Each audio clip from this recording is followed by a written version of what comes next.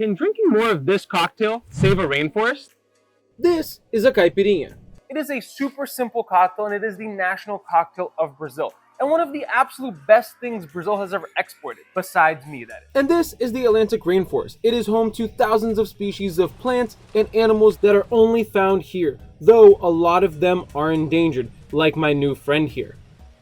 It's the second largest rainforest in Brazil, or at least it used to be, before about 90% of all of it got chopped down for a lot of different reasons. For people, for produce, agriculture, and for sugarcane, which is important. So remember that one for later. And all this deforestation is not ideal, since, you know, trees are good and we need them to breathe and stuff. And this is Dr. Silvia Ziller, and she is leading a team of forest engineers on a mission to replant native trees to combat deforestation here in the Atlantic Rainforest. You might be thinking to yourself, what the hell does any of this have to do with drinking cocktails?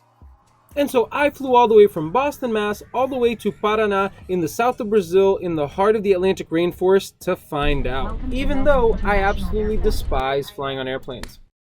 But before we get into all of that, we should really talk about what this cocktail is. Repeat after me. Caipirinha. It is a pretty easy cocktail to make. You take some sugar, you put it in your glass, you put about half of a lime cut up into your glass, you muddle that up and make sure the sugar gets all incorporated, and then you add cachaça and some ice and you mix it up. And you might be thinking, whoa, Louis, slow down. You're throwing way too many foreign words at me. Cachaça, not cachaca, is Brazil's national spirit. It is made from freshly pressed raw sugarcane juice, and it is actually one of the top 10 most consumed spirits on the planet. And caipirinhas aren't just popular in Brazil, they are world famous. Bars across the world sell them, and they always sell like crazy. To give you an idea, here at my bar in Massachusetts, this makes up about 10% of all of my sales. 1 in every 10 items that I sell, one of these. Not bad for being in suburban Massachusetts where people can't even pronounce Cachaca correctly. And here at my bar, the cachaça that we use is Novo Fogo. And this is a brand that I've been working with pretty closely for over 2 years now. And one of the things that I've always really admired about them and what drew me to working with them is the fact that they are so environmentally focused. And one of the things that they like to say is they are the world's only USDA certified 100% organic, zero waste, carbon negative distilled spirits company on the planet. And that's really, really cool. And you know, it's a lovely sentiment, but in the back of my mind, I always kept thinking to myself, is that BS? And on the surface, it kind of sounds like smoke and mirrors, and it's really just kind of for show, doesn't it?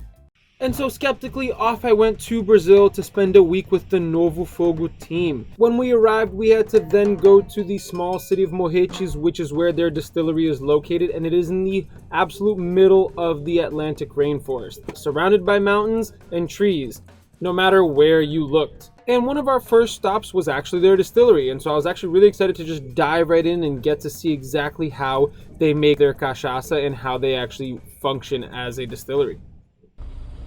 Are you just recording yourself walking up and down the sugarcane fence? I am. It is so hot, and this is crazy. This is, hey, first of all, a beautiful scene. Imagine waking up and having to work here and seeing this every day. Look how incredible that is. That's awesome. Today we want to give you a super quick tour. And this is Dragos. He founded Novo Fogo a little over 10 years ago now. We're going to go through the building and show you the various parts of the operation. Obviously, we're not running production today, but it's still good to see how the building flows. This is a zero waste operation, which means that any waste we create has to be consumed in some way after the fact. It all starts off with the main attraction of the show, the sugarcane. And so the first step is to crush the sugarcane, which they use this machine here to do. And then you're left with fresh sugarcane juice and the bagasse. And the bagasse is the leftover fibers from the sugarcane, which they actually burn and use as fuel for the rest of the distillery. They then take the part that isn't waste, the fresh sugarcane juice, they put it into these vats, add water, and start the fermentation process.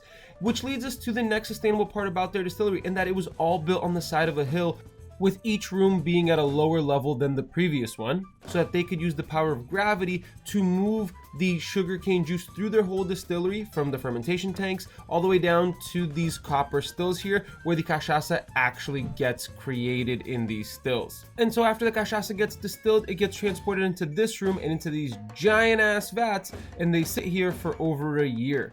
But while it sits here, certain things happen. We keep it in here for a year because we want it to rest.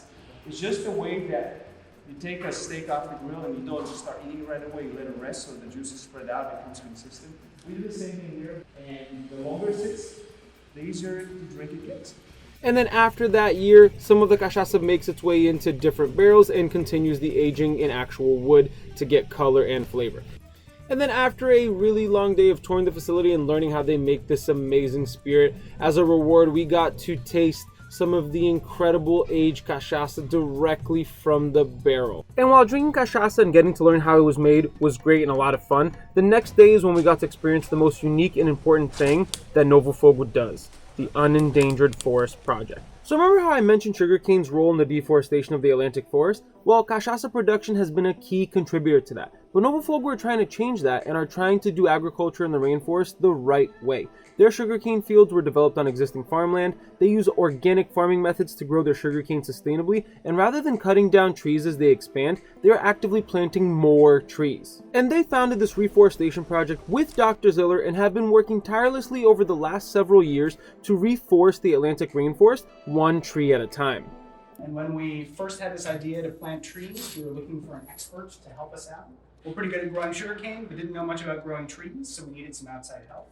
This was almost 7 years ago now. We got connected and had this idea, this seed of an idea to plant trees in the forest, and it has evolved into what we're going to experience today by making our own little mark on the Unendangered Forest project. You probably look around and see that there are so many trees and so much forest. Maybe you're thinking, well, why do you need to plant more trees?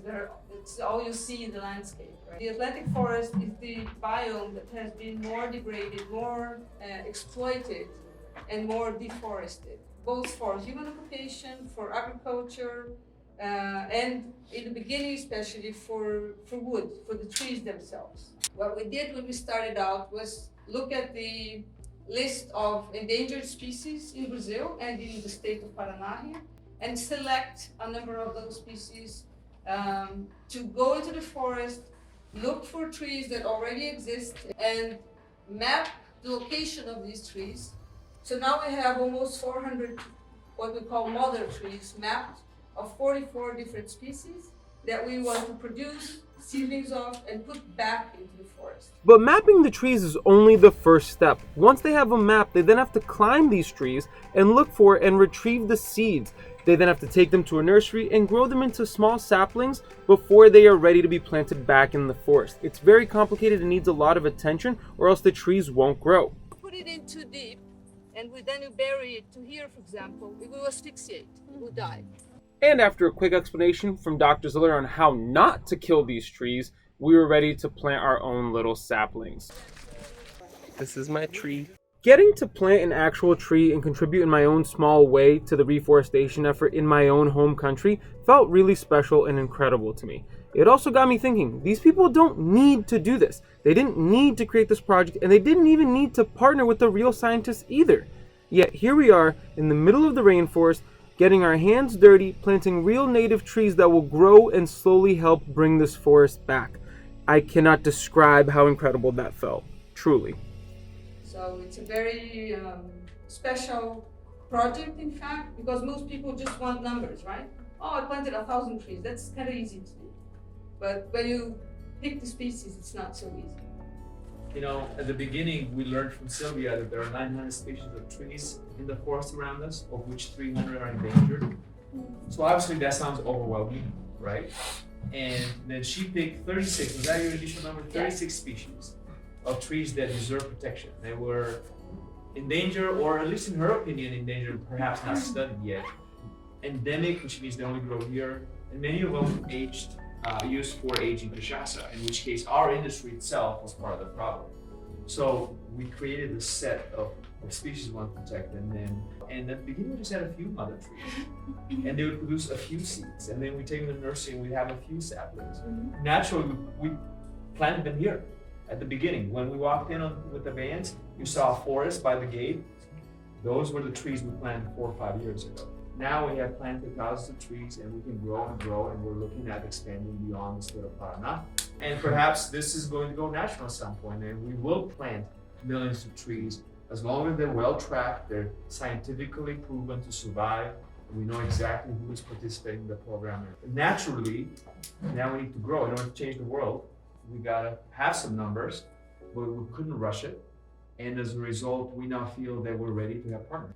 And I'm talking partners who own a lot of land and are very much like-minded, and they want to plant these trees. And one of the most important partners that they have is Tatiana, the owner of Ekoa Park, which is an ecological park that's dedicated to sustainability and to the environment. It is a full immersive experience into the Atlantic Rainforest with trails, a bird watching tower, a ropes course, and a couple of different art installations. I am Groot.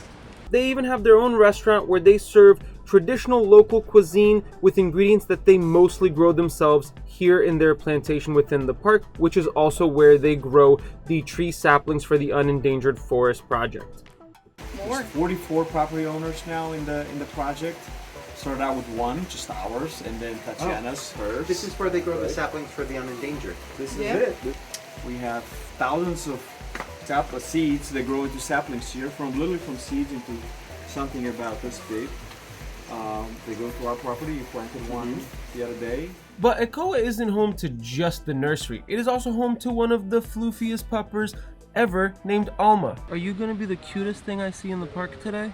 And the answer was yes. And so we decided to open this area, create all these activities, to work with environmental education, try to change the culture of this region and of the planet, as the name Ecola means home. So our home needs to be taken care of, and we need to know and learn about our home a little more, and how and things that we can do to lower our impact on this earth. And here are some plenty ideas, and we want to sensibilize, we want to touch your heart. Maybe you'll open yourself up for those ideas, maybe not, which is okay, but that's what we do. We try to do that with the artwork and the activities and the trails, the installations, and when we get here, it's like a slap in your face. Okay, this is how you should do. Yeah. But we don't demand anything, so it's all very subtle, and what we want is really to take ideas and think about it, about how can you really lower your impact. And after spending a week together with these amazing people and eating every meal together, I really started to feel like family and understood that these are genuine people who aren't just doing this for show. And at this point, it had been made pretty clear to me just how seriously they take all this sustainability business. They went a step further and did something I never expected at all. They actually went and paid for carbon offsets for every single person on this trip to make up for the carbon emissions of our flights getting down here. It's a sort of a complicated topic. It's an imperfect process, but we at Novo Fogo believe in doing as many investments as we can in promoting projects that do the right thing, investing in renewable energy. So we have these certificates that just sort of like shows you how many metric tons your travel from where you came from to here added up to, and then there's a little info about the project as well. And it was just such a nice parting gift to be given this on our last night there together.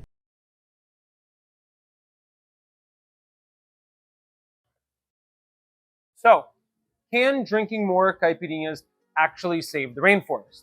Well, by itself, probably not. This is a very complex issue. There's a lot of nuance in that it's not as simple as that. But there are truly wonderful people out there who are making it their job to bring about real change. And there are so many people out there who are actively working against them, who are actively deforesting the Atlantic Rainforest and every other forest in the world for that matter. They are doing something. And that's the important part. Because this, to borrow a phrase that I learned while I was down here, is that this is the work of ants. It's tiny baby steps. And it takes a village, or if we're gonna keep the ant analogy going, a colony to actually bring about real change. We've met so many incredible people down here outside of the Novo Fogo Team who are contributing to the reforestation project and to all of the different initiatives down here to help bring about more sustainability. And every single one has a reason for wanting it. This, where we are, is the rest of the Atlantic Rainforest.